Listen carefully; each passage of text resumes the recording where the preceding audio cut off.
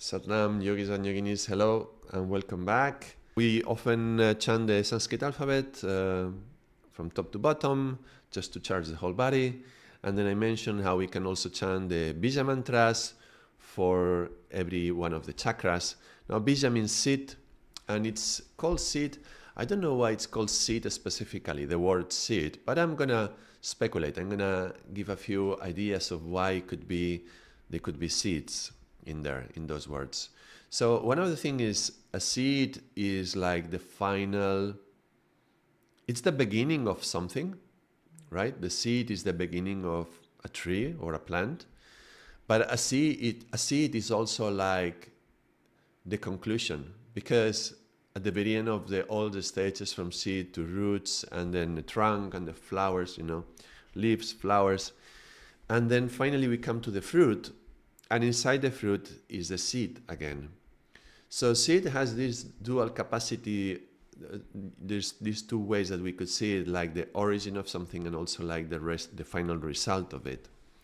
So when we are chanting these Bija mantras, these mantras which are seeds, in a way we are planting something that we can grow later with our devotion. We can make this seed grow and become a full flower, right, to open up. And I think the fact that we associate these Bija mantras to the chakras, these particular ones, these Bija sounds, because there's other Bija mantras, but these Bija sounds which resonate in every one of the chakras being generally drawn like a lotus flower, and like it's the analogous. It's an analogy that they use, like the drawing of a lotus flower to represent the chakra. Well, if Bija sounds, Bij is seed, could that be like the seed of the flower? So you are, through your chanting and through your breath and through your devotion, you are letting the seed grow into a full flower. And so these Bija sounds, these ones that when we are chanting Ram, Ram, Ram, we are planting the seeds into Manipura chakra and allowing the Manipura chakra to slowly growing into a flower and into a fruit. Give fruit. Giving the fruit would be like getting the best out of that chakra, getting all the virtues out of that chakra. And every chakra has a number of qualities that are virtuous in them. So chanting those mantras could help for those virtues to be captured. So, by the way, hello, Satnam, if you just connected, so you're welcome to the stream. We're going to be talking about voice and mantras today, and I started with Bija mantras. You can say hello in the chat if you want. You can just say something. And so, okay, so these Bija sounds. This is one way to understand it. These are seeds that we are planting, and therefore they can grow into the flower, like the lotus flower.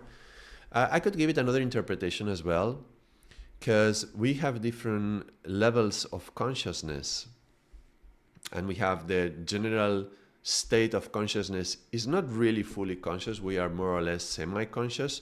Maybe I will go deeper into this topic as well. I don't know if today or maybe some other day, but there is these levels of consciousness, and there is a semi-conscious level, which is where we generally are.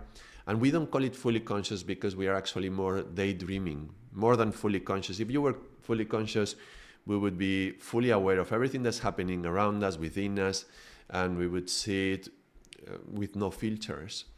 But generally, we live in this state of half dream, hypnotized by our mind and our ego, and we are listening to our thoughts and identifying with what we are hearing within our heads. And so we are in this half state of consciousness. We can call it semi-consciousness. Now, below that, there is the subconscious, which is even deeper, like deeper than the consciousness, and the semi-conscious is going deeper down. This is like an iceberg. You may have seen these drawings sometimes, like an iceberg, and only the surface is above the water, but a lot of it is under the water. And this is the subconscious. But even deeper than the subconscious is the unconscious, and the unconscious would be like the deep end of the pool, of the like the bed of the sea, the rocks underneath the water in the ocean, the bedrock in the ocean. So just like the ocean and the bedrock, there is, in our consciousness, we have different levels. And in these levels of consciousness, and when we have an experience, that experience goes down into that state of consciousness, and it sinks deep into us. How deep can it go? Well, it can go into the subconscious, or it can go even down into the unconscious.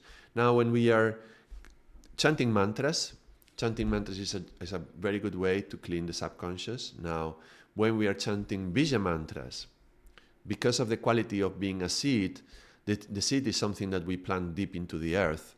So this would be like going deep, deep, deep down into the ocean, into the earth. So that would be equivalent kind of to going into the unconscious even. I think, why not? Let me do a drawing on this. And I'm going to explore today also the levels of consciousness.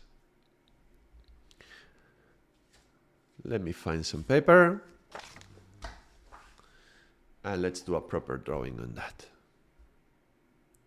This is the topic of consciousness is a topic that I've been wanting to get into for a while.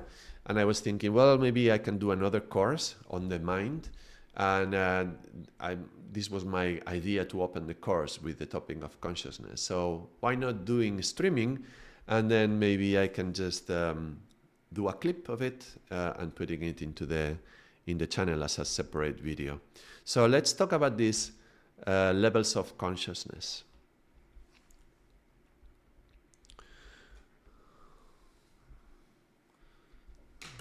Let me find a pen. All right. Does it look a little bit blue? Let me just get it. I don't know if it's me. Maybe this is whiter. It looked a little bit blue before the image. Let me get my tea out of the way.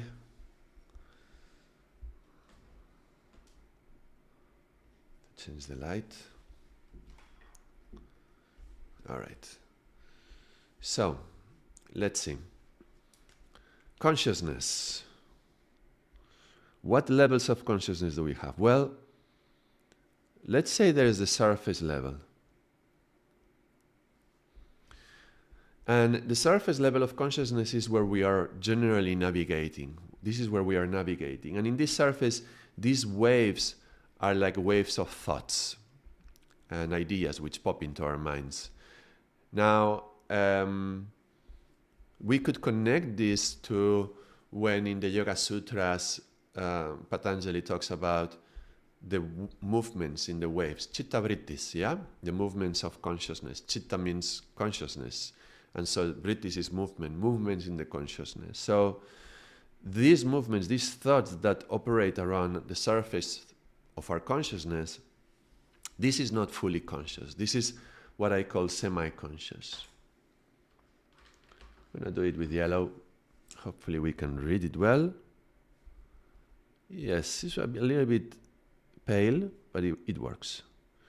Semi-conscious. This is the semi-conscious.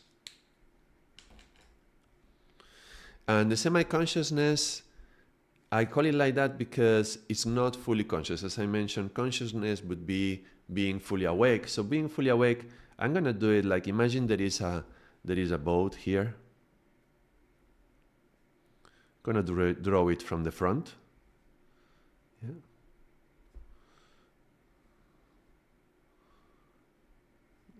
It's like an archetypal boat, yeah? And here we are.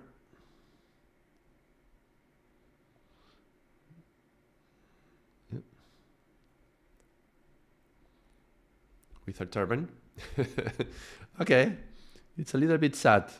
I don't know why. Okay, so above the surface level of thoughts, there could be a level of consciousness that we can access. Let's call it consciousness.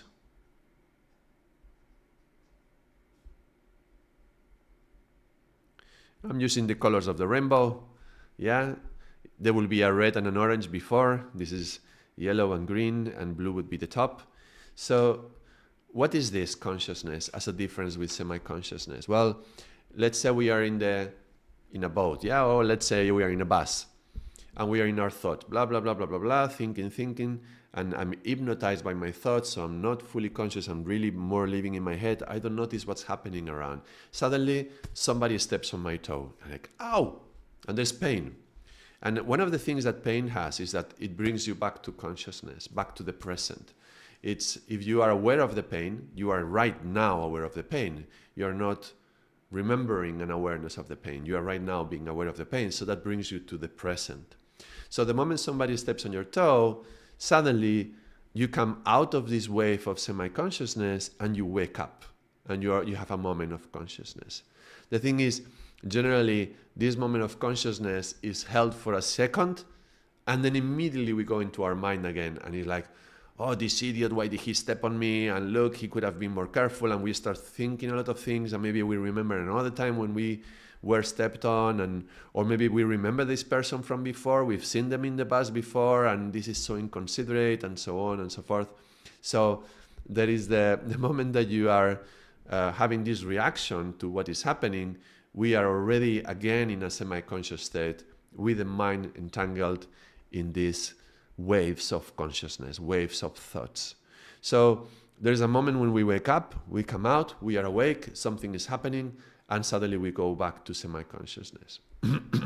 We can notice this differentiation very, very clearly during meditation. When we are meditating, we decide, okay, I'm going to be doing, let's say I'm going to inhale Satanama, hold the breath Satanama, exhale Satanama. So for a moment, you bring all your awareness to the breath.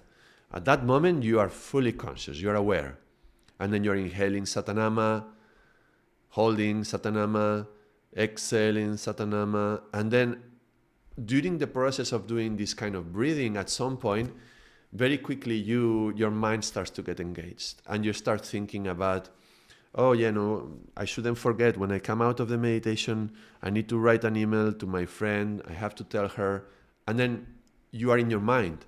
And that moment, you lost the consciousness. You are again in the semi-conscious. You're not asleep, yeah, but you're not awake. So you're not, sleep would be below. So you're not asleep, but you're not awake. You're in this hypnotized state. This is semi-conscious or like semi-automatic state of living, of operating. We could say that this is also like a hypnotic state. So we touch a moment of consciousness, we wake up, then we go back to semi-conscious, and we spend the day during these movements, no? When we realize in the meditation that we were actually thinking about later writing the email, it's like, oof, I have to do my meditation. I shouldn't be thinking about the email. So we go back to the awareness, we go back to the consciousness. And then we are breathing Satanama for a while, and then again, semi-conscious appears again. So we keep doing this dance between conscious and semi-conscious. Semi-conscious is kind of like a dream state, but it's not fully dreaming. Now, fully dreaming is when we are at night and we are dreaming. That state, that is subconscious. That's when the subconscious is operating. Let me put it here.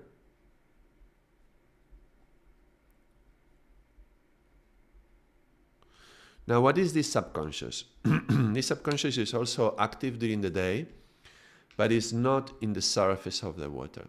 The subconscious is everything that I do not process, everything that happens, and I am aware of it, I see it, I perceive it, but then I don't process it and I don't let it go, and I get attached to it. It creates some sort of imprint in the subconscious. So, for example, if you are during the day, somebody says something nasty to you, and why did they say that to me? No, maybe they said something about your appearance, for example, and you're like, what do you mean? No, yeah, you look really bad today. What's happening to you? Are you having a bad day? Something like that. They say, no, and then you're like, I look bad today. What's wrong with me? But in the moment, you don't have time to process the idea, the thought. So you just let it go, but you don't really fully let it go. So a part of you stays all day thinking, do I look bad? What's wrong with me? What's wrong with my appearance today? Am I looking bad today? Is it always that I'm looking bad? What's happening with me?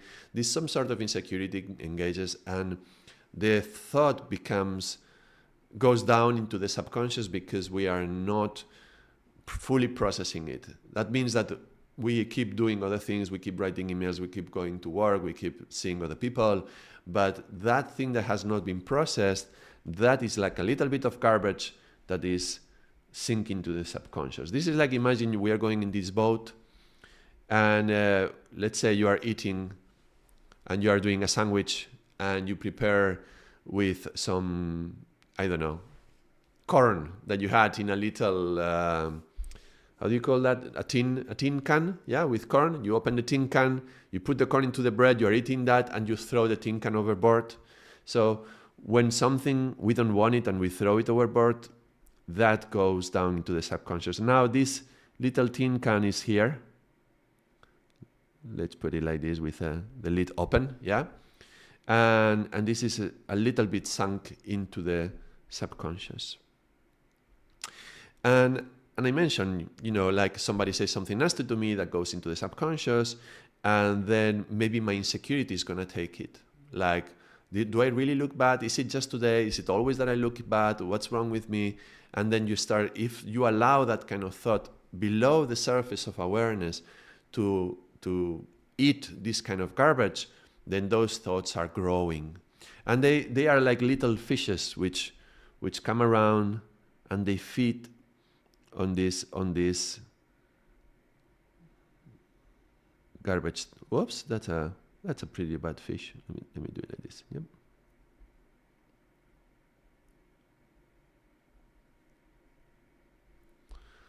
Kind of like a little fish eating some of the garbage that went into the subconscious, and it's being fed by that. This could be like your insecurity, for example. Yeah? So our mind during the day, during the normal processing of the day, keeps accumulating garbage. And that garbage goes into the subconscious, and the subconscious is very deep, and it's like the sea. It can accumulate a lot of garbage without us noticing how polluted it is. Only every now and then we notice that the effects of that come out later on. Okay, but before we talk about the effects that come on, so how does the mind clean itself? The mind has a natural mechanism to clean itself through our process of dreaming. When we go at night into our dreams, and in our dreams maybe we will play out the situation that happened where that person told us that we look nasty, or we look bad, or we don't look well.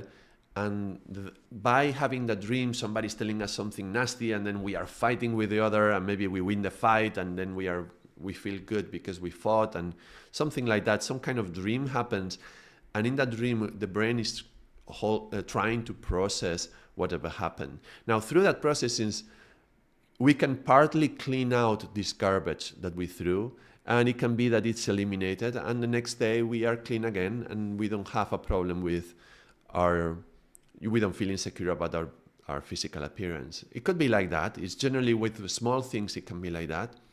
But if there is a repeated things that keep coming back, or the experience is strong enough, is traumatic enough that it goes into the subconscious with a very strong charge, during the dreams we have no opportunity to fully clean it. And that garbage stays there, and it becomes like, it feeds a lot of these little fishes that are around here. Yeah, insecurity, there could be our fears, our self-doubts, many of our things are growing by feeding on this garbage that we are not clearing out. So any kind of mental, some mind games and poor judgments on ourselves, self-belittlement, things like that, they are just feeding this garbage, these subconscious elements in us. Yeah, they are like garbage that is feeding the subconscious elements. Now, when these animals are growing, as they are growing, maybe we could have even a bigger one, yeah? Every now and then, a bubble comes out. Bloop. Like a fish breathing, and a bubble comes to the surface. And now, us being on the surface of the water, we see something move in the water, and something manifests. What does this mean? Well, this is the surface of our thoughts.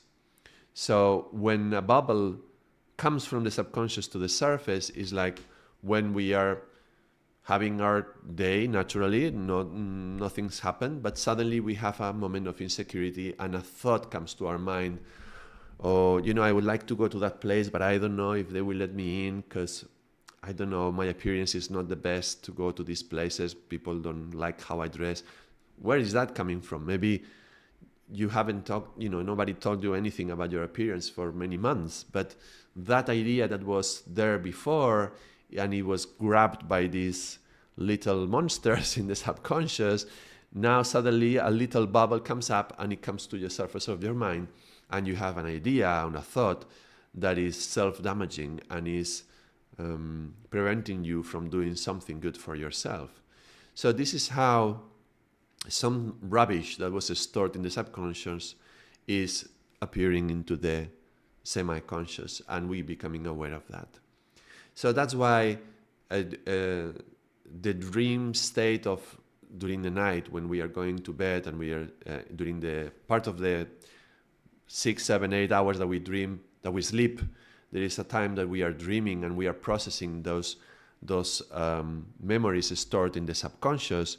Now, that's very important for us to be refreshed the next day. But if during the dream state at night we are not processing it strong enough, we are not able to clean enough all the garbage that has been accumulated, we need to do something else.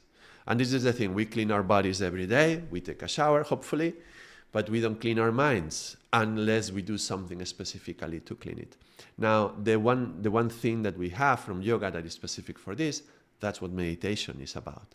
So the moment we are meditating, when we are maybe doing alternate nostril breathing, like I was showing in another video very recently, when you are doing this, you're breathing in, you're with the mantra, you're controlling the breath, you're very aware. At that moment, it's like all the subconscious garbage is being filtered out, is being rising to the surface, and from the surface we can use one of those nets. Have you seen these nets? They are like this.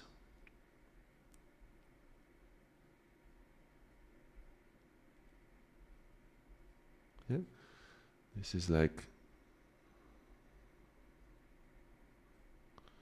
So from the surface of our consciousness, it's like bringing the net down and holding a little bit of this rubbish to take it out and to clean it, cleaning the subconscious. So this is the process of meditation, bringing this net down into the subconscious and cleaning this garbage out. And this is one of the few things that we have, one of the few tools that we have to clean the subconscious. There is a few things that can help, which put us in this kind of meditative state, going out running in the nature, for example, or being with some animals or nature can help in that way as well. But meditation is like the most effective and easy way to do that. And this is why when we are meditating, there's often bad thoughts that are rising to the surface. This is not a bad sign. This is actually a good sign. Sometimes we think, why do I do my yoga? When I'm doing my yoga, all these garbage of thoughts come out. I'm trying to meditate, but I'm having such, memories from things that have happened, ugly things, and why do I even do it? I would be better not doing any yoga. But it's actually the opposite. So we cannot expect somebody to just meditate and always be in bliss, always be in the joy of being ourselves. Because in order to find ourselves, our real selves, we have so many layers of accumulated garbage over the years that needs to be cleared out. So actually, meditation is like cleaning. It's like cleaning the toilet, really. It's like cleaning the cesspool even. Yeah, so when you are meditating, when we are waking up in the morning, we're closing our eyes and allowing the breath to be slower, and all these garbage of thoughts come up, that's a good sign. That means that you are getting into the subconscious and clearing it out. As long as you don't react with the thoughts and start feeding them and nurturing them and thinking, oh yeah, that person was really nasty. You're doing your breath, but it's like, oh yeah, remember when that person did that to you? That was horrible. Rather, okay, I'm doing the breath, a nasty thought comes up and wow, look at that thought. That was inside of me. Okay, I let it go. and you breathe out and you let it go. So the idea is that while we're doing our pranayams and when we are doing the breath during the meditation, we should be cleaning out all these layers of the subconscious with this garbage that is being accumulated. Otherwise, Satnam, Karina, thank you for coming in. That's so awesome, great explanation, thank you. Yeah, thank you everyone who is watching. You can just drop a comment in the chat and you can ask questions as well. Today we're going into levels of consciousness. I first said that we were going to be talking about voice, but now I'm going into levels of consciousness. Maybe I should change it in the title. I don't know if it works. If I can just change it in the title of the... let me see. Let me do it. Levels of consciousness. Okay. Let me. I changed it in the title of the stream in YouTube. I don't know if it will work and everybody will see it or not, but I'm still trying to figure out how YouTube works. So okay, let's carry on. So these little monsters, like our insecurity, which is being fed by the rubbish that we accumulate during the day, they can grow and they can become really nasty, like a shark, right? I don't know if I can draw a shark honestly, but I'm gonna make an effort. All right, so we have something like that.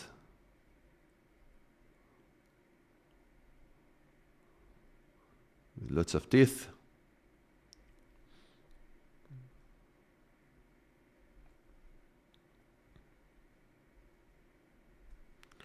So this is not a little fish anymore. This is a big shark, and they live in the subconscious. They keep feeding on this garbage that we allow it to go inside. And I don't know, this is insecurity. What could this be? This could be my shame. Shame is a big one, yeah? Or guilt, yeah? Let's call it guilt and shame. They go hand in hand. So our guilt or our shame lives in the subconscious like a little monster, and every time we allow a thought that we remember something that we did and we feel, oh, I shouldn't have done that, and then you feel guilty about doing that, then if you keep thinking like that, if you don't forgive yourself, every time you don't forgive yourself, you're laughing at my shark. Yes, I know, I'm a great artist.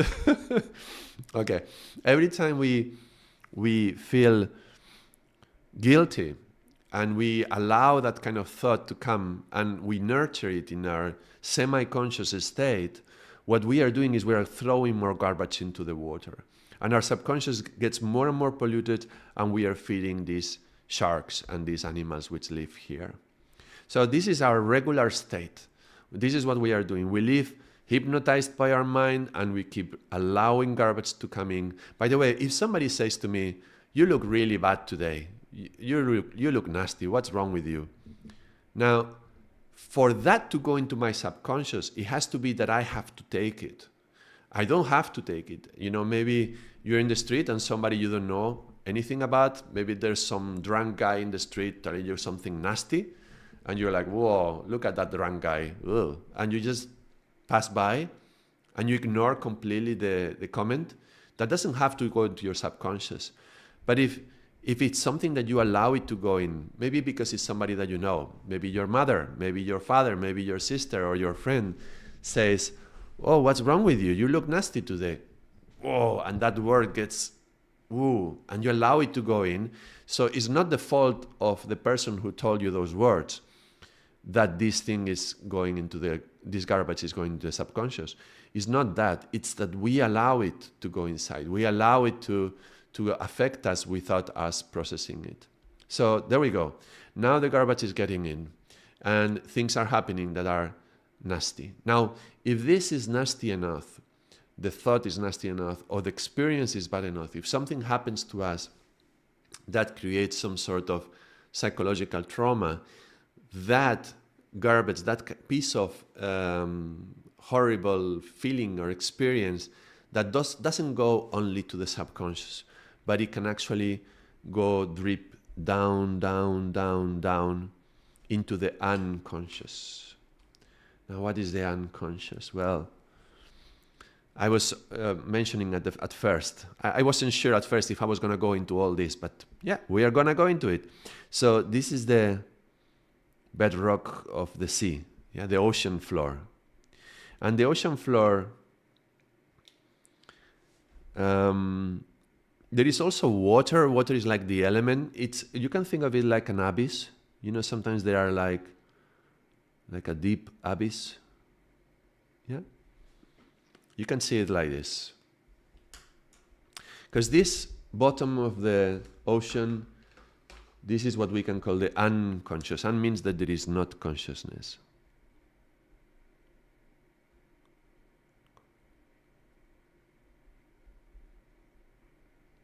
Unconscious. So conscious is underneath, like a submarine, yeah? And unconscious is not conscious. When we are at night, when we go to sleep, sleeping is unconscious state. Dreaming, it's a subconscious state. When we are awake, but we are thinking about many things, this is semi-conscious. When we are awake and we are fully aware of what's happening, we are breathing, we are noticing everything, we are not in our thoughts, but experiencing life, that's our consciousness. So these are the four levels. Now, when something nasty happens and we have a traumatic experience, and we are in this semi-conscious state and we have an emotional reaction to that, if it's a little thing, it will go into subconscious, but if it's strong enough, it will drip down into the unconscious. And that can, if in the subconscious we have these little monsters like insecurity and guilt and shame, these are not really monsters. These are like really more like phantoms in our subconscious. But when we go deep down, I don't know if you have seen these nature programs where they go into a deep abyss where there is a lot of darkness, and there's these animals, these really scary monsters full of teeth. Like they have a little light to try to seduce you to go into the light, you know, and the light is calling you, you go towards the light and the fish eats you. This is like a monster, yeah. This is the monster. Now, when something drips down, down, down, and it goes really deep into the unconscious, then it's when it's become really serious. This is when we have monsters in our head. This is like demonic energy, kind of demonic energy, yeah? And I was saying before, you know, we are operating during the day, we are doing something, and suddenly some little insecurity from my subconscious, like a little bubble comes to the surface, and I have a thought of an insecure thought like, oh, I don't know if I'm going to be able to do it, or I don't know if I should, I don't know if maybe I leave it for somebody else, you know. And this is like a little bit of insecurity. This is not a big monster. When something really deep in the unconscious speaks, and they also throw bubbles which go up to the surface, and they come up to the surface, this is when we have some sort of like explosion in the outside. There is like shouting and you're screaming, and there is like a demon coming out of you, and there is and like this total disproportionate reaction. No, something is happening and the other person is like, they are screaming, they are fighting, they want to hit you. It's like, where is that coming from? You know, maybe it was just something little happened, but suddenly where is this monster coming out of? Well, that's coming from the unconscious. And it can be also like all forms of mental illness as well. They can come from this place, yeah? And hearing voices, and you know, the voice is telling me to hit the other person, you know, and this can go deep into mental illness as well. And that's just very, very deep trauma, very deep memory that has been stored on an unconscious level that it's impossible to process from the subconscious, from our regular day-to-day dreaming, and even our regular day-to-day meditations. And they are there waiting to come up when the right moment comes, ready to come and into your face and start screaming. So when we see somebody having this disproportionate reaction, or this like a demon, you know, the faces change, then we can recognize there's something very deep in the unconscious and hasn't been cleaned. And it can be because of a very traumatic event happening, but it can also be out of a great accumulation of little things or one thing over a long period of time. So maybe, you know, having a father who is, when you were little, he always said, you know, how is that saying? I think in English they say, children are to be seen but not to be heard. You know, like, it's nice to see them, but don't listen, don't hear them. So the children should always be silent when there is adults around. These kind of things. If you heard this again and again when you were little, that can be imprinted so strongly that it can be dripping down, and it become something in the unconscious again. No?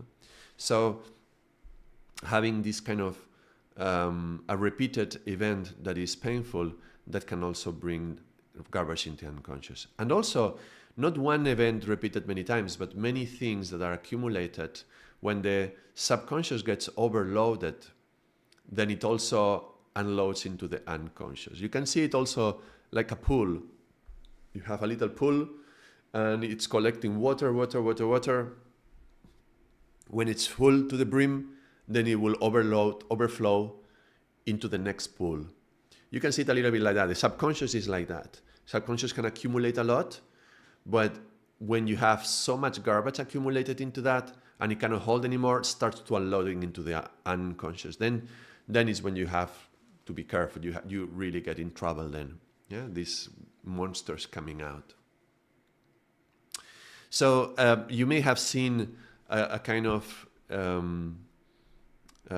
connection with the elements here, and I will just make the connection more clear in a moment, but let me include, in order to do that, let me include the last factor, sorry.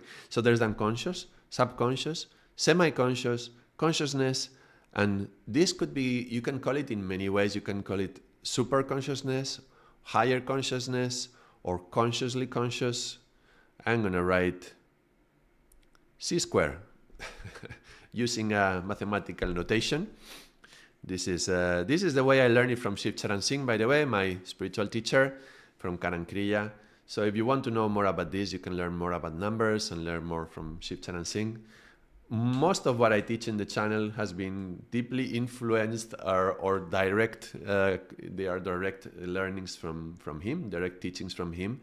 So this is the way I understand it, and I explore it deeper with my understanding from Kundalini Yoga, from Mantra Yoga. But there is a lot of numbers here, and we will very soon in this channel go into numbers, and this is a good bridge into that. But consciously conscious, yeah? I am not only conscious, but I am conscious that I am consciousness.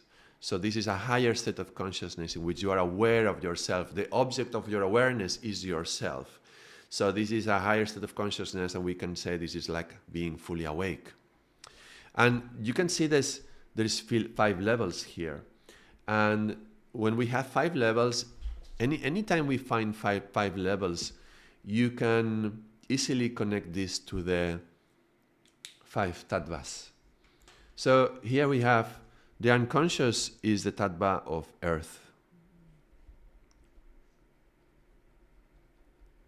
I'm going to use this symbol, yeah, for earth. And the subconscious, this is the element of water. I should be blue, but I don't want to, because I was using the colors of the rainbow, like red, orange, yellow, green, and blue. Only I don't have orange, so I use pink.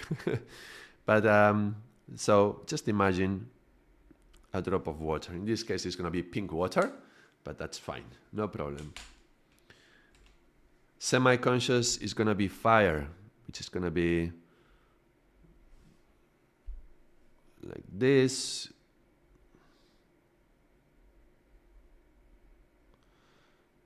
This is like a little fire. Yeah. Fire. I wrote the earth very small, I notice now. Capitals would help. Yeah. Consciousness would be the wind or the air. What can I do here?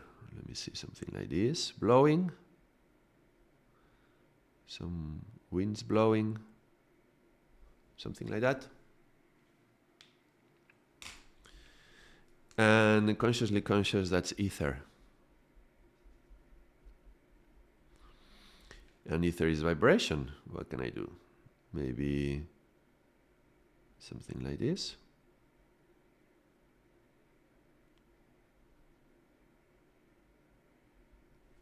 Vibration. So why do I associate it with the elements? Well, let's take a look at the metaphor we were using. Water, the subconscious, that is the one that I was talking more about. Water is, subconscious is like water. I mentioned the ocean, and the ocean is very generous. It's like it can take so much garbage. Yeah, we are throwing a lot of garbage in the ocean, and if we don't look into it, we don't notice how much garbage has it accumulated, because it can just absorb more and more and more. That's kind of one of the qualities of water, compassion, you know? It just keeps receiving. But the subconscious can overflow as well. It can get too much and overflow. Water is connected to tears. Tears are connected to dramas, and our dramas are linked to this area, yeah, the subconscious. Whatever dramatic is happening to us, it gets accumulated here in the subconscious. So that's kind of water. Earth is solid and dense. So when I was talking about one traumatic experience that goes deeper and it settles into the bedrock of the ocean, this is like into the solid state of our unconscious. It goes so deep into our consciousness at the level of the unconscious that it becomes solid like a rock. And then it's really difficult to change this monster, really difficult to move it. This is why before all this conversation started, because I was saying how when we are chanting mantras, we are generally meditating and we are cleaning the subconscious. But when we want to go deeper to work on the level of the monster, we need to go with something deeper. And this is where a bija mantra comes in. Bija being a seed, and I was utilizing this analogy to say, well, where do we plant the seeds? We plant them in the earth. So maybe it is that bija sounds, bija mantras have the capacity to go into the deeper aspects of our consciousness, the earth of our consciousness, the solid state of our consciousness, even the deep, the unconscious. And you can plant the seeds down here. So you plant these seeds of bija mantras, bija sounds, to start working on these monsters in the deeper part of ourselves to clear this out. So its earth is solid, is very heavy. Yeah, this is how heavy things that happen to us, they go deep down. Yeah, so heavy circumstances, heavy states, they go deeper. And earth is kind of connected to this demonic energy that I was talking about. So earth, water. Now, why did I associate the semi-conscious with the fire? Well, semi-conscious, I said, this is the level of our thoughts, which is not fully consciousness, but I'm thinking and I am hypnotized by the thoughts, and I'm looking at the thoughts, and I'm looking at a fantasy. I'm thinking, oh, what will I do later? I'm going to talk to my friend. And the moment I say that, I'm seeing my friend. So I'm having an image of the friend. And we have to remember from a yogic perspective that the element of fire is associated to vision. The fire produces light, and the light allows us to see. So this is where we are seeing. This is the surface level of our mind where we are seeing our thoughts. Thoughts are very much words and images together. It's difficult to separate. I don't even know if it's possible. So Karina says Ekonkar or Waheguru. Yes, indeed, Waheguru would be a seed mantra. So it would have the capacity to go deep into the unconscious to help clear things out over there. So yes, having these seed mantras are the ones that are going to let us go and work on that level. So on the surface level of the thoughts, then we are having these images, we are hypnotized, which means we looked, it's like, the fire, we get hypnotized looking at the fire, right? We enjoy the sound of water, but we don't get hypnotized by it. We may notice the touch of the wind, but we don't get hypnotized by it. Hypnosis is something that is associated to fire. And this is the level of the ego mind. Yeah, remember, subconsciousness has many levels, but the ego mind operates within this level. Yeah, the level of the surface of the water. And then that creates garbage that is accumulated in the water, in the subconscious. And the ego is playing within this realm, yeah? But when it goes to the surface, that when we see the thought, this is the fire. Now the wind is consciousness. I associate wind with consciousness. I create this association in many ways. One of the ways to do this association is because when we are breathing, we are awakening our consciousness. That's why so many of the meditations are associated to pranayams. In the Yoga Sutras, when we read Patanjali, he talks about the steps to get to samadhi, to get to the state of union. It talks about, yamas, niyamas, asana, pranayama. So when you do the postures as the asanas, you get to the pranayama, that's the prana through the breath, we work through the breath, then you can bring the senses in, pratyahara, right? And then you start the process of concentration, meditation, samadhi. So the meditation is going into the meditation, it very often is linked to the breath. Now the breath, because it's the one autonomous function of the body that we can control, that therefore when we are breathing consciously, then we are stimulating consciousness. So we can control the breath, and by controlling the breath, we are stimulating consciousness. Let's put it that way better. So from a level of semi-conscious, my mind may decide, okay, I'm gonna meditate a little bit. And then you start controlling your breath, and through the control of the breath, you're awakening the consciousness. And consciousness is like a wind. It comes and goes. Yeah, it comes, it's refreshing, you are awake, you're aware, you are breathing, you are you are breathing the mantra, you are vibrating, you are meditating, and then your mind goes back and you start going into your mind, you're falling hypnotized into your mind again, and another breath of fresh air comes, right? And then you're awake again. And you are feeling the mantra, the vibration. So it's really very much like a wind that comes and goes. You cannot see it and you cannot control it. The wind comes, and when it comes, you can direct the boat through the wind. So you can choose to gather the wind and go with it, yeah? So you can take the wind of consciousness and guide your ship in the direction that you want to go. In order to get to your destiny, you have to use the winds that you are given, right? So that means you need consciousness, because otherwise, if you don't have the winds of consciousness, where is the boat going to go? Wherever the current takes it. And the currents are underneath. Yeah, there are subconscious currents. So if we are not awakening, Sandeep, if we are not awakening, where is our life taking us? We will live a life of karma, a life of, let's say it, fate. So we can go into fate, living from this semi-conscious state. Let me write it in yellow. Taken by the currents of the subconscious, we end up in fate. Fate is where things are happening to me. You live life, but everything is happening to you, and you don't really do anything. It's like, oh, why is this happening to me? You're in this constant state of, oh my God, so much karma I have accumulated, all these things that are happening. We generally associate it with something bad, bad karma. Karma can be good or bad, but when we talk about fate, it's something that we don't control.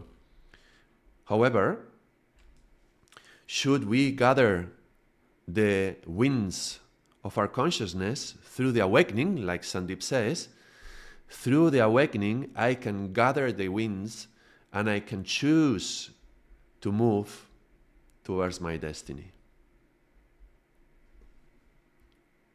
So we can live a fatalistic life, or we can move towards our destiny.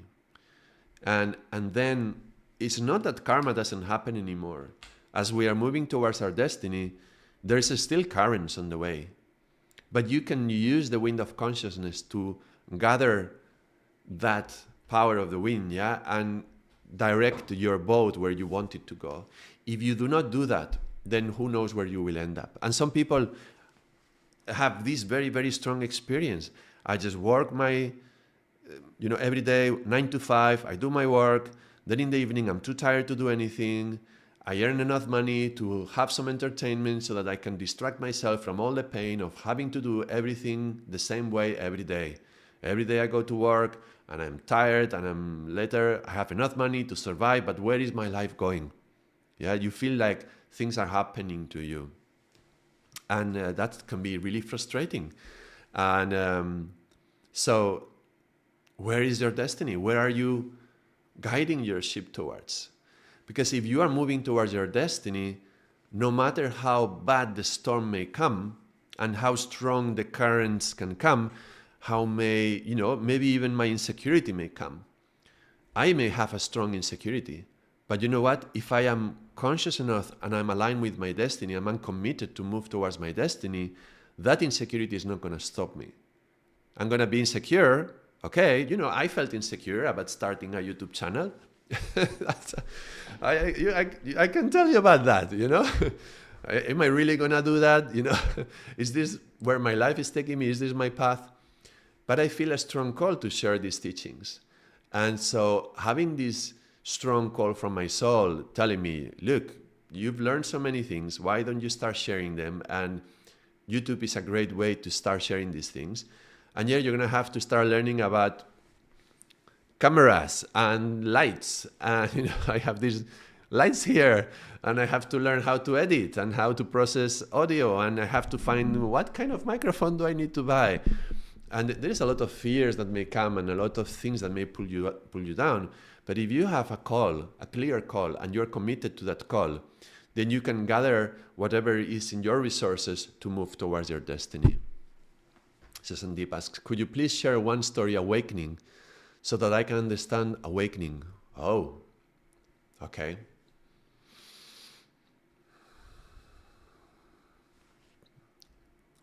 Let me think.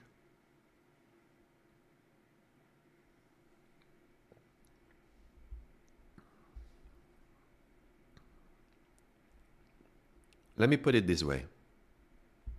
One day I was going I'm gonna do the opposite first. I'm gonna give you a story of not awakening and living hypnotized. And whatever your mind says, it is you utilize it to confirm your expectations. So, I'll tell you a story. One day I was going to a shop. I wanted to buy a knife.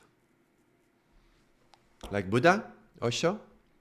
Yeah, that Buddha is the fully awakened one, yes? But it doesn't have to be that absolute radical step of total awakening. That would be great. That would be the ideal. But we are talking about small steps of awakening. So let me give you the example of the not awakening. Yeah, I needed a knife. I wanted to buy a knife, so I went to a shop, and I remember I was even dressed like this. I think I don't generally wear turban during the day.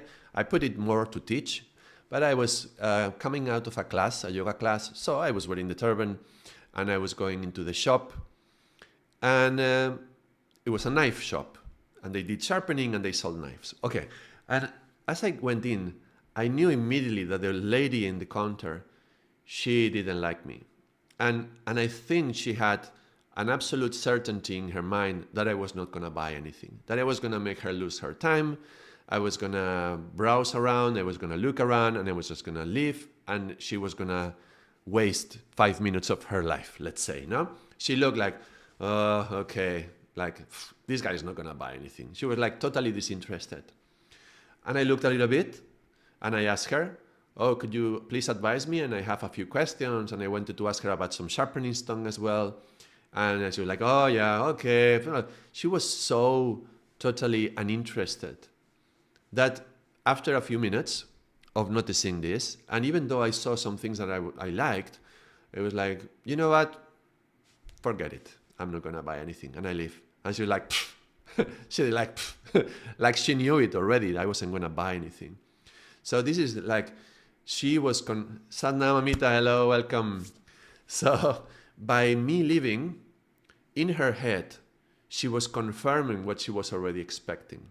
Now, this is the opposite of awakening. She was not awake. She was totally hypnotized by her mind.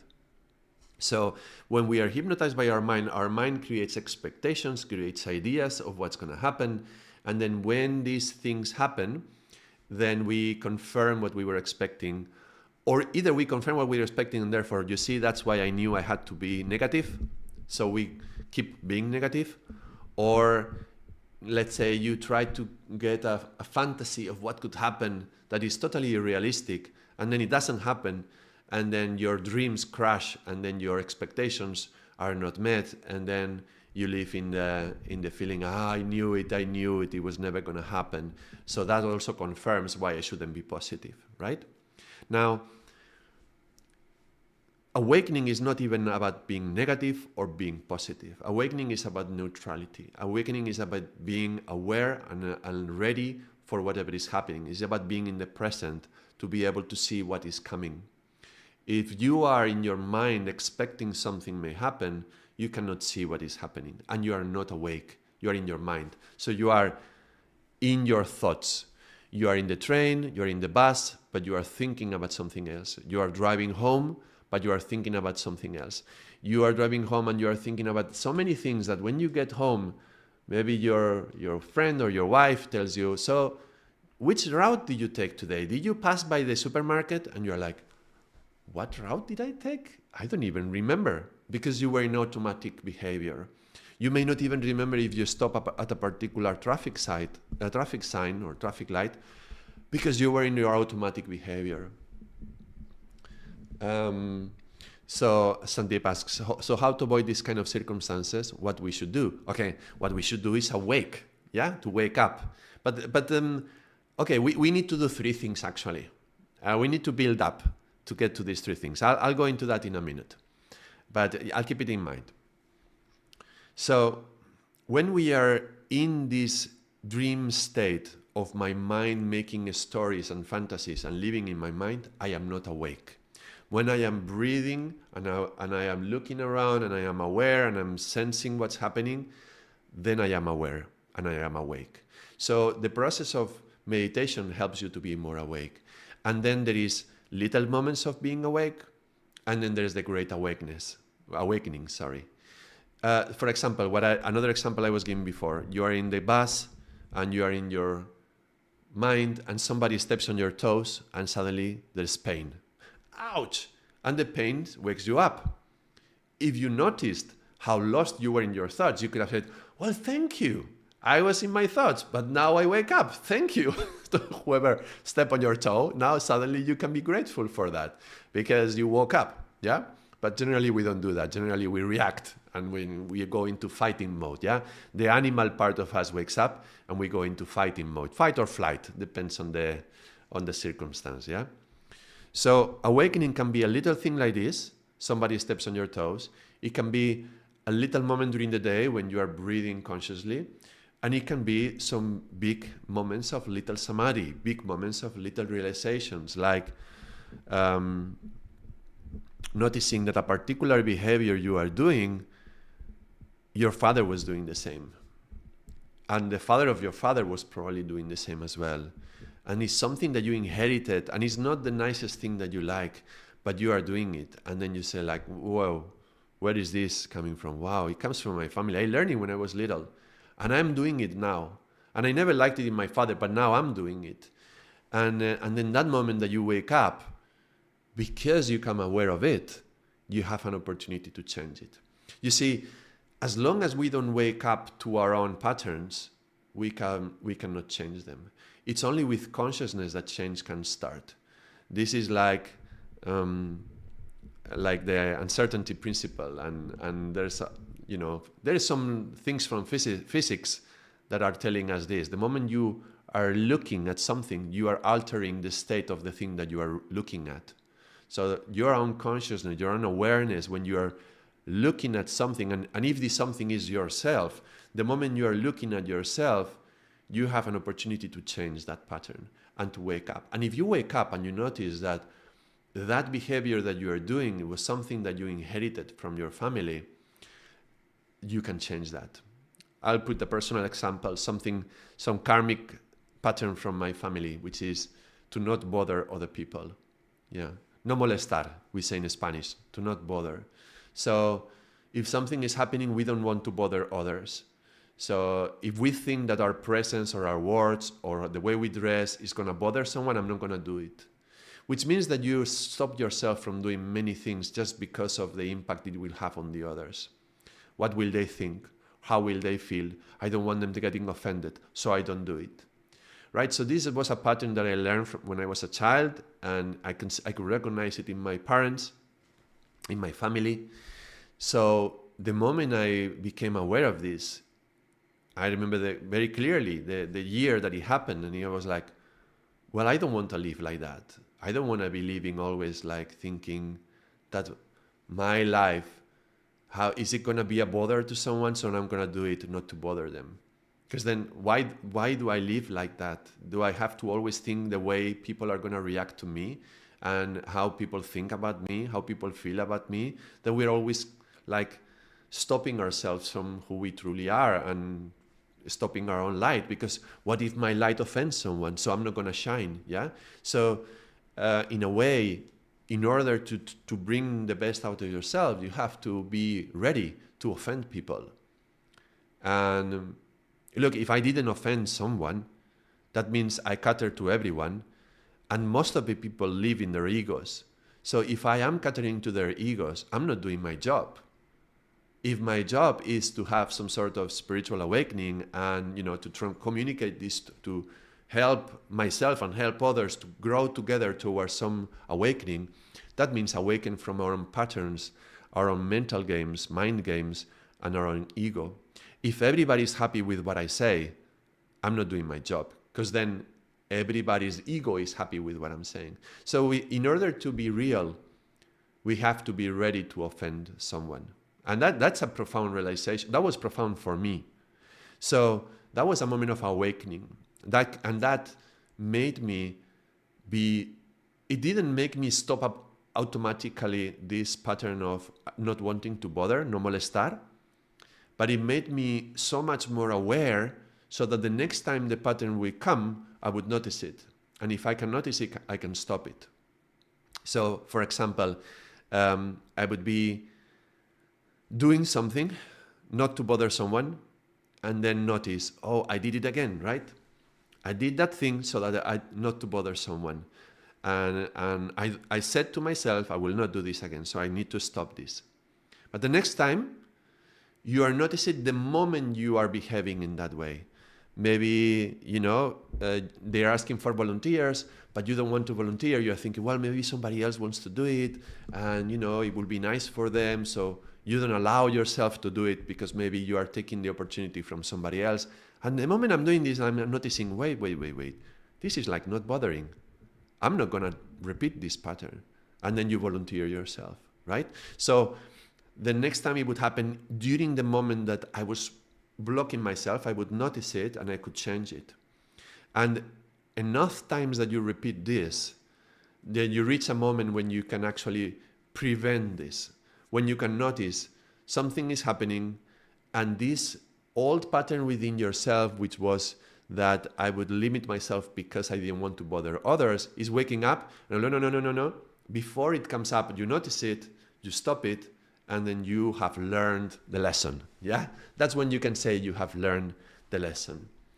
Amita, can you share the various practices that you do? Yes, this is actually what I'm sharing right now. This is a psychological practice. I will share something else about the yogic practice on these three elements of what we need to do to this awakening and what to do, how to avoid these kind of circumstances, like Sandeep was asking. I'm building up to that. It takes a little bit of time, so a little bit of patience, but I'm building up to that. So this is the psychological practice. What is my pattern? A karmic pattern, something that causes me pain, something that is not healthy and is not dharmic and is not bringing me to my destiny, yeah? Something that is linked to my fate, because this is the way I learned from my family, and God bless my family. I had a wonderful family and I have a wonderful family. I don't say anything about that. I chose my family. That's another good thing. Okay, the moment you detect something that comes from your family, don't start blaming them, because then you're going into, instead of waking up the monster of the shame, you wake up another monster of the blame, right? Then you start blaming others. Now, blaming others is a great way not to take responsibility, which shows just total immaturity. You want to mature as a human being, and I'm all about always get to the next level, always get to the next level.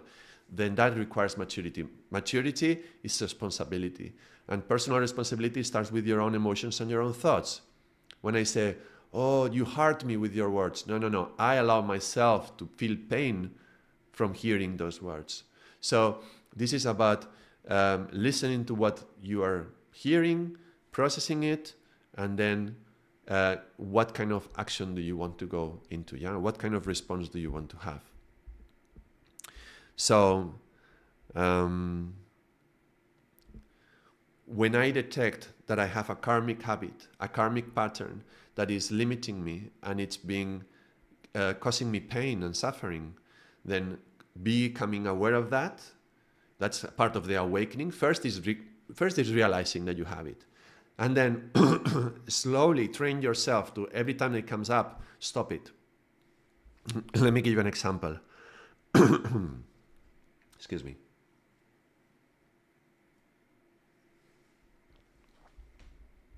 A powerful example, okay? Something that I teach in the meditation courses I run.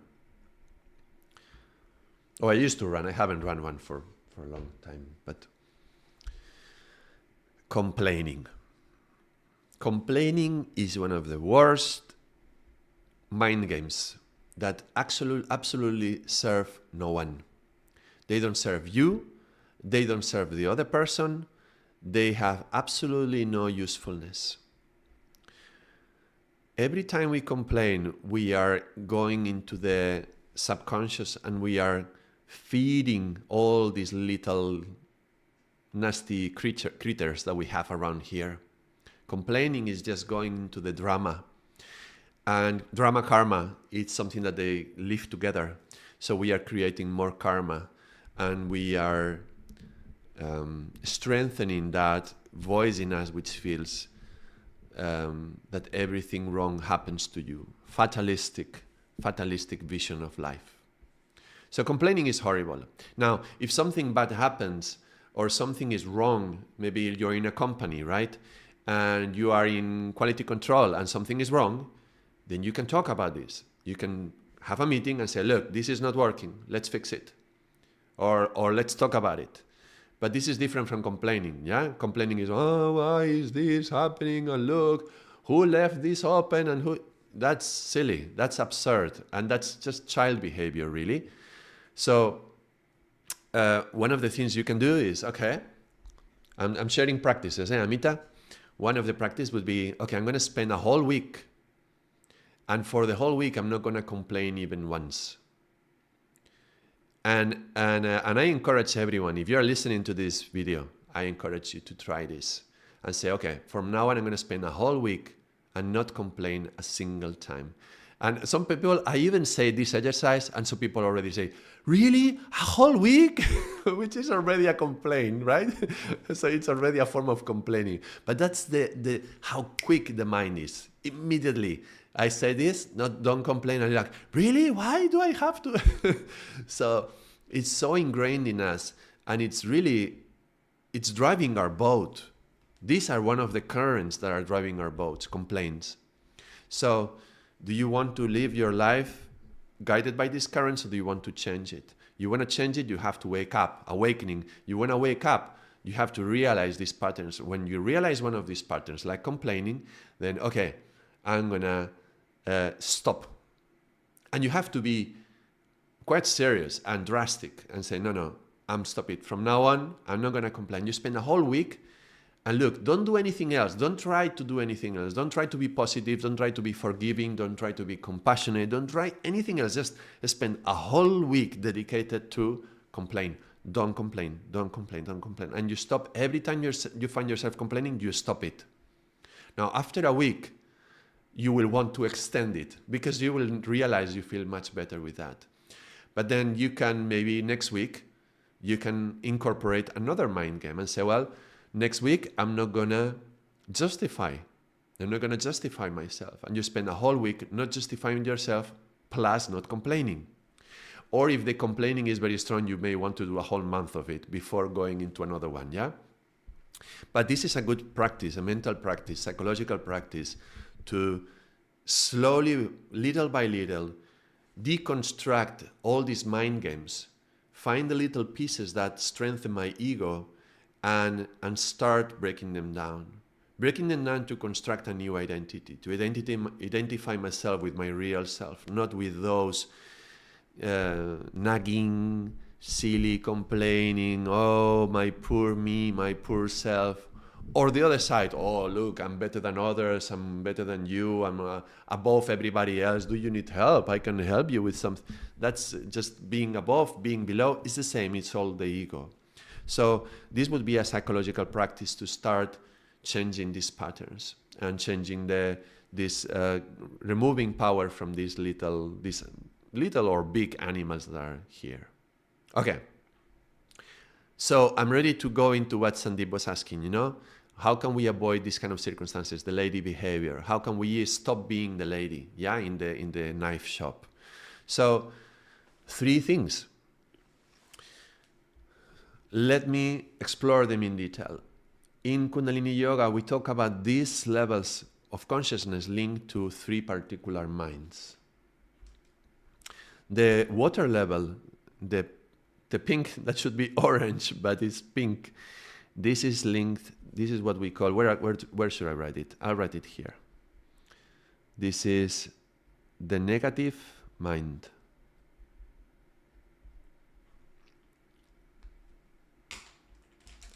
The fire is linked to the positive mind. I don't know why I write this with capital letters and this with small letters. It's happened with the water and now it's happening with the fire. But never mind. The wind is neutral mind. Neutral mind.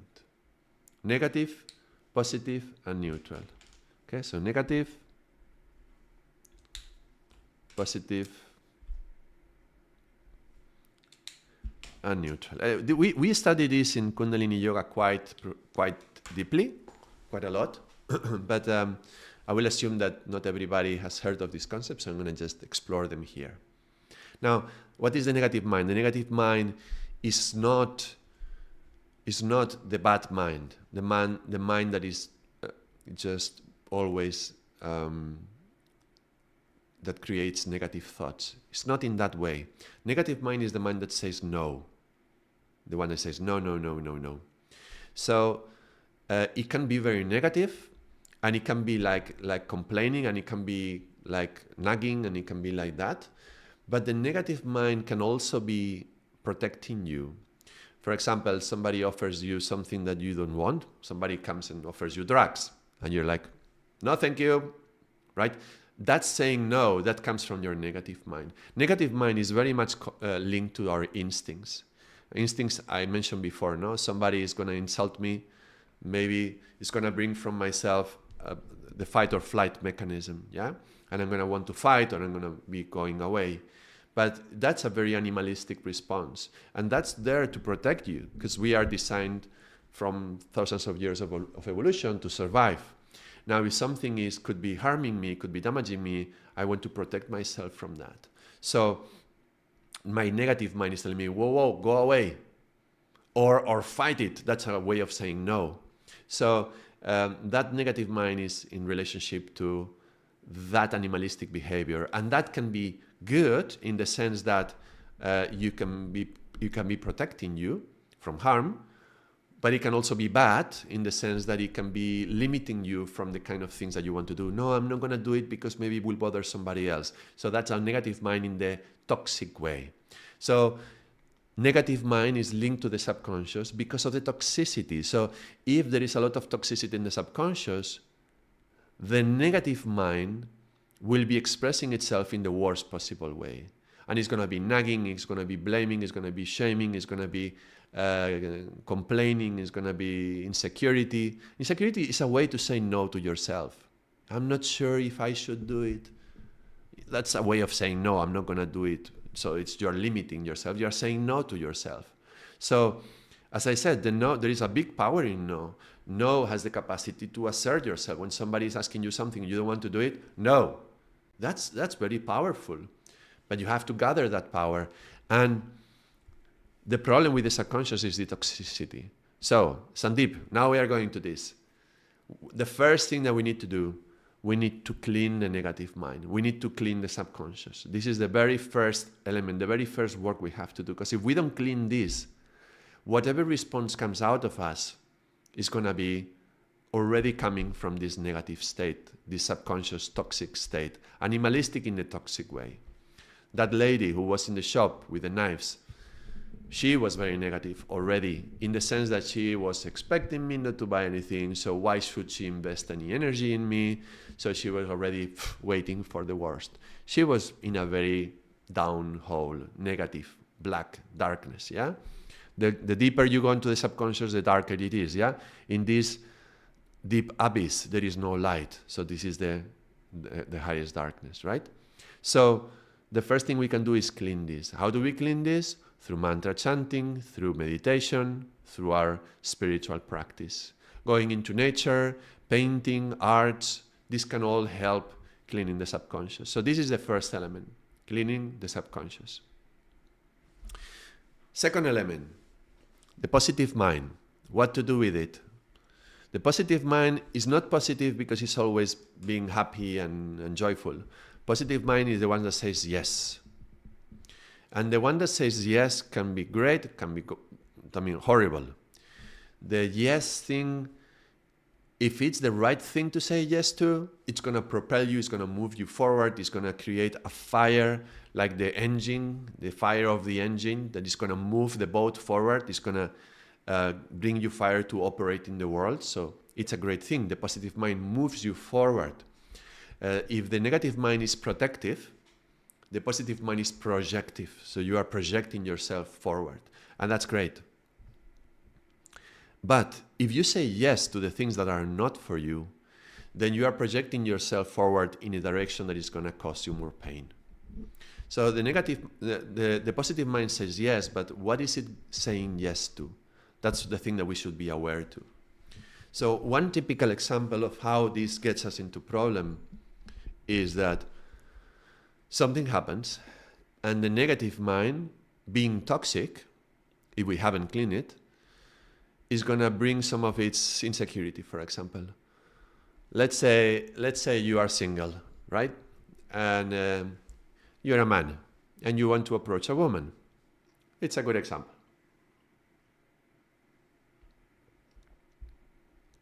And you are in the supermarket or in the street, whatever, you see some lady that you like. And you're like, ooh, I would like to approach her. And then negative mind comes in, which, by the way, this is the first mind that activates the negative. Then we come to the positive. But the first one is the negative. And it says, now comes the insecurity. It's like, ooh, I don't know if I should do that. Because what if she rejects me? What if she starts calling me a creep, or calling me a stalker, or thinking that I am weird, or thinking, what if she starts shouting, or she starts saying something nasty to me? So the negative mind is, be careful, is trying to protect you, because you see, the moment you see a possible danger, and this is a danger to the ego, not to the physical self. This is an animalistic behavior that it was encoded from when we were animals. When we were animals, it's like, a lion comes and we're in danger. So we want to protect ourselves and stay away from the lion. But right now, I'm in the supermarket and I see a beautiful lady and I am in front of a lion. And it feels like a lion because you feel in danger. Like if I approach her and something goes wrong, you feel like you are going to die. It's very irrational, but this is emotionally what's happening. So the negative mind is going to tell you, no, don't do that. Be careful, don't do that. Now, if that toxicity from the negative mind came up, if I didn't see that she's not a lion, she's just a woman, and maybe she's even, hoping that I approach her, but I'm not doing it, right? But if you don't see the reality for things as they are, if you are just from your own insecurity, I'm not saying be a creep, right? I'm saying if you are stopping yourself out of this insecurity, then the negative mind has says no. Now the positive mind, it doesn't say yes, let's do it. Come on, let's go and talk to her. No, the positive mind says yes to what the negative mind has created. So if the negative mind was telling you, oh no, I don't know, what if she says no? What if she thinks I'm a creep or a stalker? The moment those thoughts come up, the positive mind says, yeah, and she could start screaming and you know, she could say something nasty to me. You remember that girl that you tried to, you know, when you were 13 years old and you approached her and you thought she was nice and she looked down at you and it starts to telling you yes, and starts to remembering all the situations in which something nasty has happened to you. Because that's the thing. Okay, this is the key. The positive mind just wants to help. But who is the positive mind going to help? If you are not telling the positive mind how to help you, it's going to help you by giving you lots of ideas and examples of going on with what the negative mind told you. So if the negative mind told you, I don't know if I should do it, the positive mind is going to tell you, yeah, don't do it. It says, yeah. It's going to be encouraging, yeah. And create a big fantasy. I talked about how positive mind is about its images and fantasy. It's going to create a fantasy. You're going to see in your head the worst possible rejection that can happen and you being labeled a creep, and then everybody's going to look at you wrong, and the cashiers are going to look at you, the security guy of the supermarket is going to come, I'm never going to be able to come to buy here again, and this is my favorite supermarket, it's so close to my home, and now everybody's going to know that I asked that girl to go out with me and or whatever, I just approached her, whatever. You're going to create this huge fantasy. Now, where is that fantasy coming from? It doesn't come from the negative mind. It's a fantasy that you build in the semi-conscious, but it's just growing out of the toxicity that came from the subconscious. So what do we need to do with the negative mind and the subconscious? We need to clean it. Yeah. What do we need to do with the semi-conscious now? When the subconscious is clean enough, now we need to train the positive mind to say, oh, look, this is the kind of thoughts that we want to increase. Yeah, positive means more. So that's going to be increasing something. So what kind of thoughts do you want to increase? I don't want to increase the thoughts from my negative mind. I want to increase the thoughts from my from the toxicity of the negative mind. I want to choose what do I want to increase. So for example, I see a lady in the supermarket. Let's take that example, right? You see the lady in the supermarket and you like her. And you're like, oof, I don't know if I should approach. Something could go very wrong. But then the negative mind, clean enough as it is because you did your meditation in the morning and you are chanting your Satanama as you are coming, then says, you know what? I'm tired of being alone. I don't want to continue being alone and going home alone. And if I never approach someone, how am I going to contact women anyway?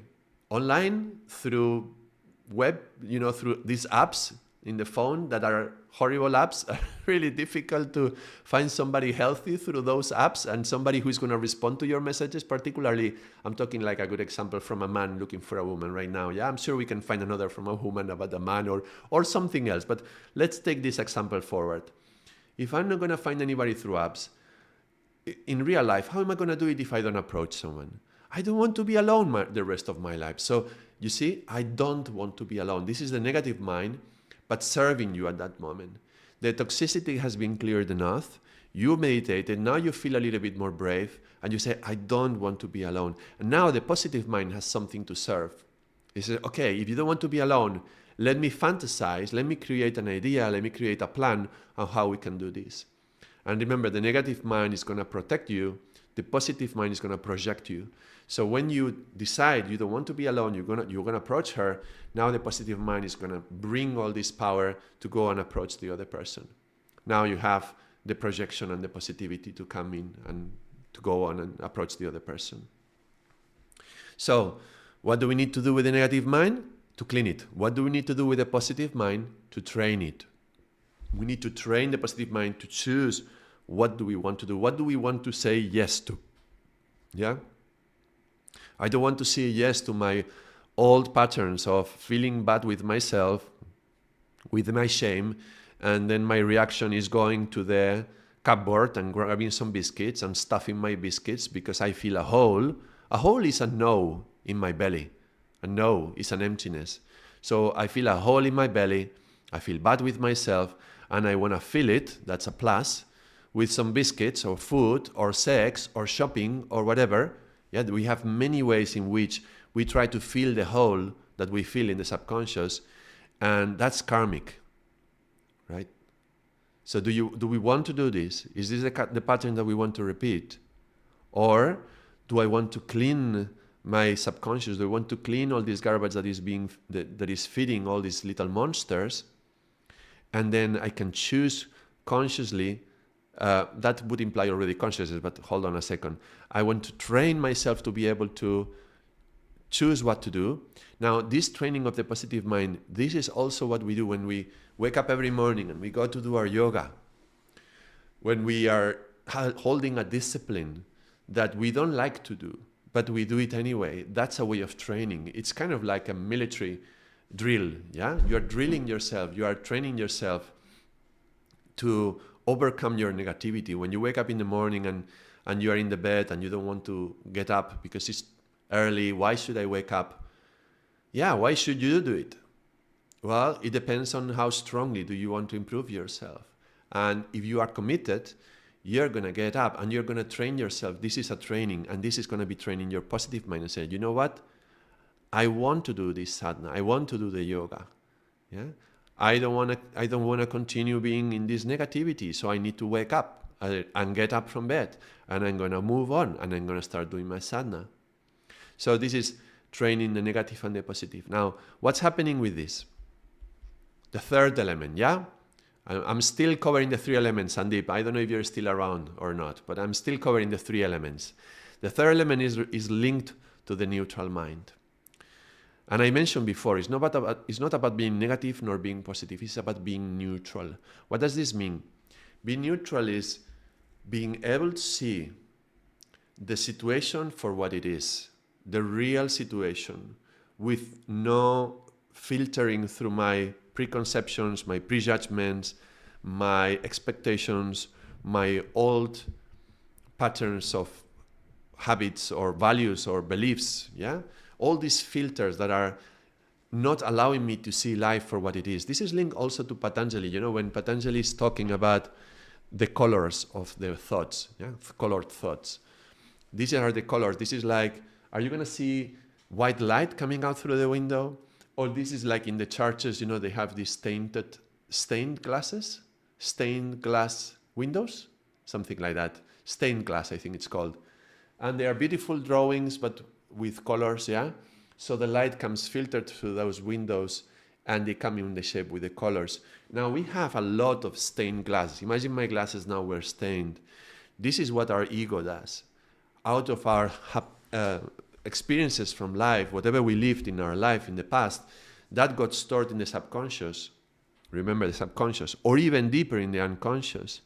Now, when I am going now and looking into the world, that my glasses are already stained and I see things with a bias.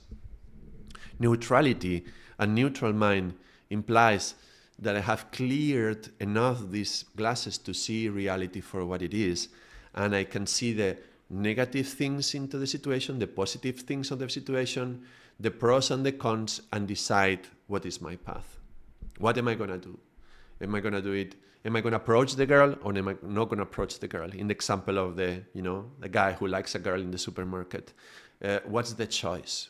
Remember, choice implies consciousness to do that choice.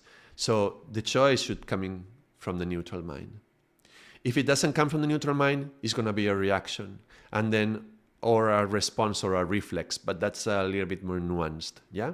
But it's generally, mostly going to come from my insecurity and from my inner monsters, yeah, more or less, yeah, it can be like that. Now, if I clean my subconscious enough, and I train myself so that, if you wake up in the morning and you get up and you do your sadhana, you have the strength of will to later during the day when something difficult arises, like, approaching a lady in the supermarket can be difficult, but you can gather that strength of will that you cultivated during your training and then do it. Yeah.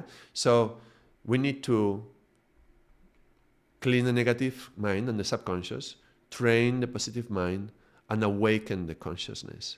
If I am awake, this is the awakening, yeah, going back to the Sandeep's comment, yeah. If I am awake, if I am aware, if I am conscious, I can choose what I hear from the negative mind and the positive mind and put them in my service. And I can choose what to say no to. What am I going to say no to? Am I going to say no to approaching the girl, or am I going to say no to being alone and deciding to approach the girl? And if so, then how is my positive mind going to help? Because remember, the positive mind just wants to help, but it doesn't know who to help who to help to. So you need to hold the reins of the positive mind. It's like the horses. You need to hold the reins of the horses. And this is kind of a little bit like the metaphor of the Bhagavad Gita, when we see is Krishna holding the reins of the horses, right? And Arjuna is riding in the back. Arjuna would be the metaphor for the soul. But the thing is, are we letting our consciousness, is our consciousness holding the reins, or have we let our ego hold the reins of the car? Because most of the time we let the ego and our insecurities and the fears and the shame and the guilt and all these things, they are holding the reins of the car. And then who knows where the car is going, right? Now, are we going to let the car just go wherever it wants? Because this is the thing. This is like imagine, yeah, it's like the soul goes into a taxi. Yeah, imagine like the car with the wheel, the horses in front, right? It's like a taxi, right? And he goes inside, he's like, take me to the airport. And then the soul falls asleep, right? And the taxi driver decides to go around and he starts to go 3 or 4 times doing a few loops. And, the meter is going to go up. It's going to be more expensive, the trip, yeah? And then the soul wakes up and he's like, oh, excuse me, driver, where I wanted to go to the airport. Is this the path? And the driver, yeah, don't worry. I know what I'm doing. I'm a driver, right? I'm the driver. Just let me do it. I'll take you to the airport. And the soul, okay, because sometimes we come with this shyness, yeah? Okay, well, maybe he knows better, right? This is what's happened with us. But instead of having Krishna driving our horses, right? The horses are our senses. I think the metaphor is kind of clear. We let our ego drive our horses, and then we go with what the ego wants. Yeah, and the horses, the 5 horses are the 5 senses. Yeah, we go here, we go there, and we get lost in the world, and the soul is asleep, and at some point the soul has no strength. It just speaks, but it's not heard. It's another metaphor. It's like a boat. Yeah, let's put it now with the metaphor of the boat again. We should be the captain. And when I say we, I mean the consciousness, yeah, or the soul. You can say it like that. It doesn't matter for the metaphor too much. But let's say the soul is the captain of the boat. And the captain, he knows where we have to go. He knows our destiny, yeah. He knows where our destiny is. And he wants to go in that direction. But he comes out and says, okay, to the first mate, let's go to the good port, the heavenly port. Yeah, we are going to go to the heavenly port. That's our destiny. All right. And the first mate, I got it. Don't worry. Just go to your chambers. Yeah, go to your, how is it called in the boat? The place where the captain lives? His quarters, I think. His quarters. Go to your quarters. All right. Captain goes. And the first mate is the ego, yeah? With his friends, his other mates, he's gone. Bring out the grog, bring out the party. Start music, party, drink, alcohol, wow, have fun. The boat is going away with the currents, yeah? Maybe, instead of going to Heavenly Port, they are going to Tortuga Island because there is a beautiful port there which they have nice alcohol, nice grog, and we want to drink, right? This is what the ego does. The ego chooses something that it likes and it goes in that direction. But the soul is hiding in the quarters. Yeah. Every now and then, the soul comes out and he's like, "Hey, what is this noise?" And everybody quiet. "Nothing, nothing. We are just driving." "Oh, we are far away," he says. "How come we are so far?" And the ego is like, there were some currents, some winds. We just had to go this way, but yeah, we're going to Heavenly Island, right? Yeah, we're going to Heavenly Island. Okay. All right. And so, okay, the captain likes, yes, that direction, eh? Yes, we are going there. And he turned in the boat, that direction, to Heavenly Island, yeah? Okay, he goes back to his quarters. You see, the soul is looking at the stars. The soul is looking at the charts, is looking at the maps, and it wants to get to Heavenly Island, right? But as soon as he goes inside his quarters, the first mate does whatever he wants. This is what the ego does. And the problem is that how often are we allowing the captain to come out of the quarters? If we don't do any practice, if we don't do any meditation, if we don't chant any mantras, if we don't do any pranayama, if we are not having this connection to ourselves, our consciousness, and even if we know the sense of destiny that we may have, even if we knew it, which we often don't because we don't even come out to look at the stars, right? But even if we knew it, if we don't come out to direct the positive mind to help us to go in the direction that we want, then we are just letting our ego tells us to our fate. And then we end up in Tortuga Island, getting drunk, right? So the challenge is to get the captain out of the quarters and put order. And you know what? If the captain comes out, the first mate can be of service.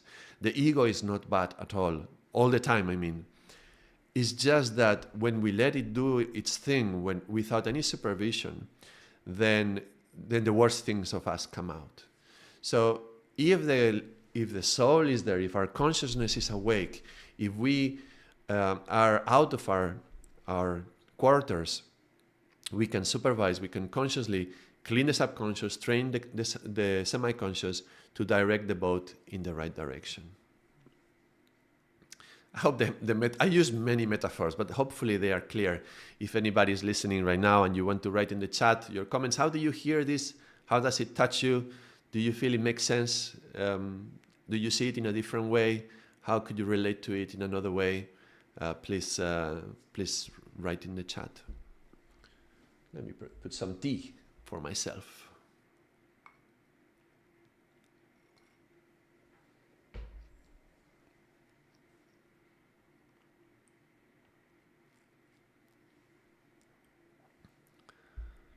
So going back to the practices, like Amita was asking, what practices would I do in relationship to these minds would be every time we are meditating and chanting mantras, going into nature, painting. These are all ways to process and clear the subconscious. By doing things when we don't necessarily want to do them, but we do them anyway, we train ourselves, we discipline ourselves through our commitment and our sadhana to strengthen the positive mind, but to do what we want it to do. And by every time we are breathing consciously throughout the day, every time you remember, let me ask, how many deep, full breaths had you today? Up until now, since you woke up, how many times have you fully inhaled and exhaled? Well, why not every time during the day that we remember a full deep breath to come back to the present? Yeah. If you want to, share with me how you are doing with this, what I'm talking, you can write in the chat, or if you are watching this video that has been recorded, you can just write in the comments of the video. But this thing about the present, being in the present, look, there is kind of there's a few ways to live. Let's take this idea of the horse and the carriage, and we being in the back of the carriage, right? When we are asleep in the carriage, it's a little bit like every time the carriage goes through a little bump, it's like bum, bum, bum, bum. And you're like, oh, what's happening? Bum, bum, bum, bum. Oh my God, what is this horrible path? Now, every little thing that we find when we are with the carriage, this is like every karma that comes in our life. A little karma comes, a little obstacle, a little challenge, and we are surprised because we were falling asleep. And it's like, and it catches you by surprise. It's almost like, imagine riding a horse and looking backwards. Yeah, you only see things, you only see them after they have occurred. So, oh my God, that karma that happened to me, how horrible, yeah? That little bump in the road, how nasty. And we can live complaining about the things that happened because we are looking backwards at what happened. This is like living in the past. And we call this, sometimes we call it living behind the times, behind the times. Now, living with the times is when you open your eyes and you realize where you are right now and what is happening right now. And you notice the bumps as they are coming, yeah? And you're like, oh my God, what a bump. This is living with the times. And you are just catching up because you are like, another bump, and you're like moving with it to hold on to manage the bump that is coming, the challenge that is coming, no? To deal with it, to manage it somehow. This is living with the times. But there's a different alternative between looking backwards, always looking at the things that happen, which is karma, and even experiencing the karma that is coming right now. And this is when you live in Dharma. And living in Dharma means awaken, to have a discipline, to wake up, to train yourself to wake up. And when you wake up, it's like, okay, I'm not going to look back anymore. I'm not going to sleep anymore in the carriage. I'm going to wake up. I'm going to open my eyes and I'm going to see what's coming.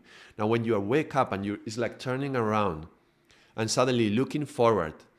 And looking forward, this is, it's kind of, it's a paradox because we talk about living in the present, you know, like Eckhart Tolle's book, you know, about the present. The word present is very interesting. Present. It's also a gift, yeah, a present.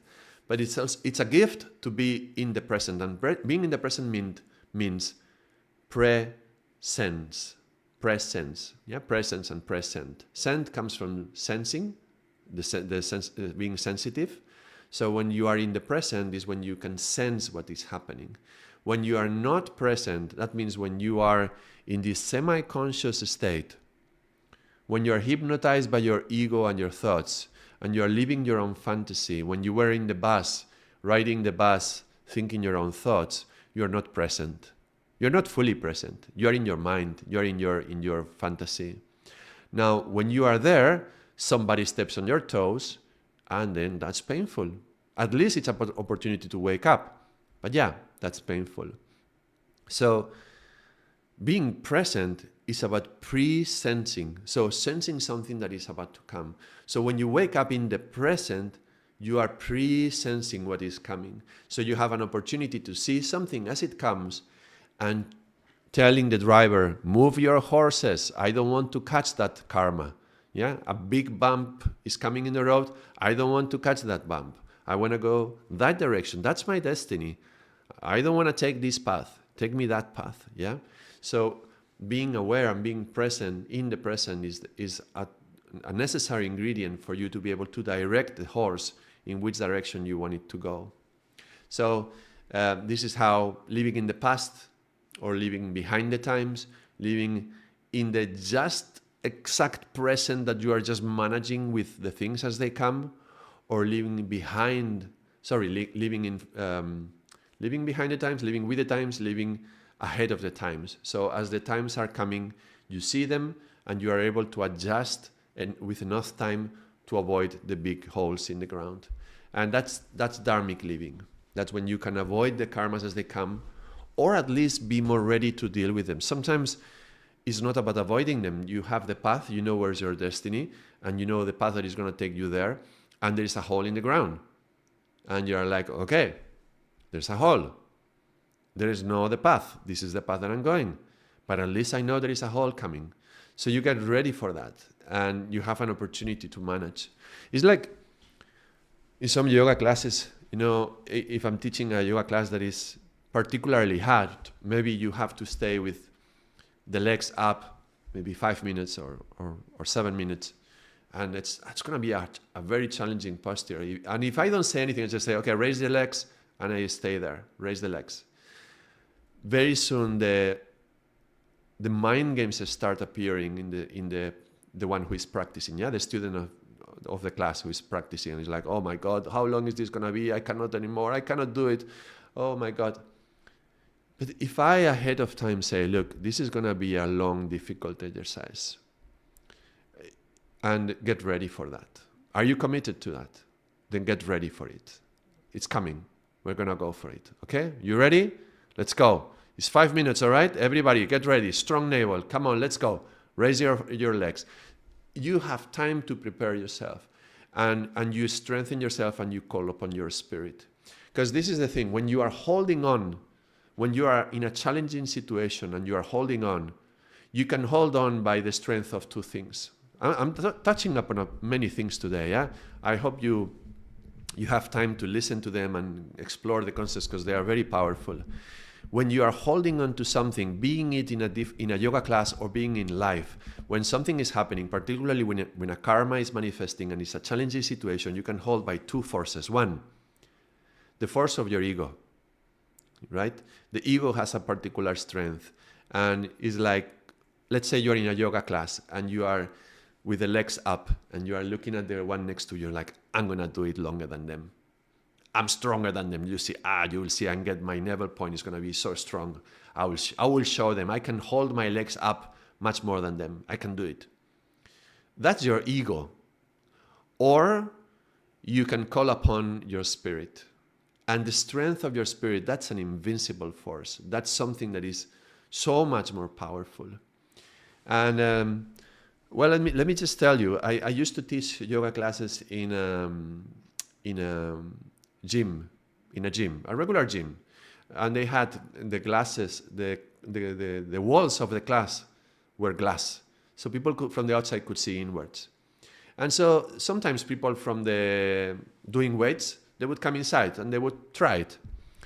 And I remember some of these guys, they looked really, really strong. And, full of muscles everywhere. Even the eyelid has strong muscle. They're full of muscles.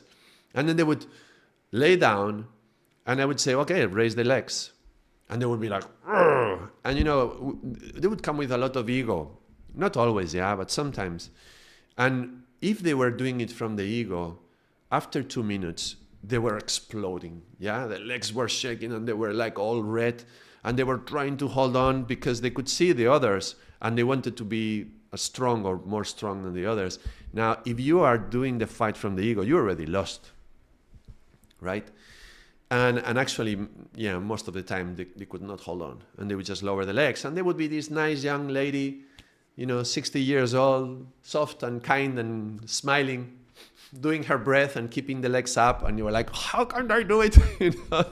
And to me it was just funny to watch, but I could see that happening again and again and again and again. And I would see people, young people have less strength from the spirit than older people. Somehow the more we are in life, the more the spirit is coming into us.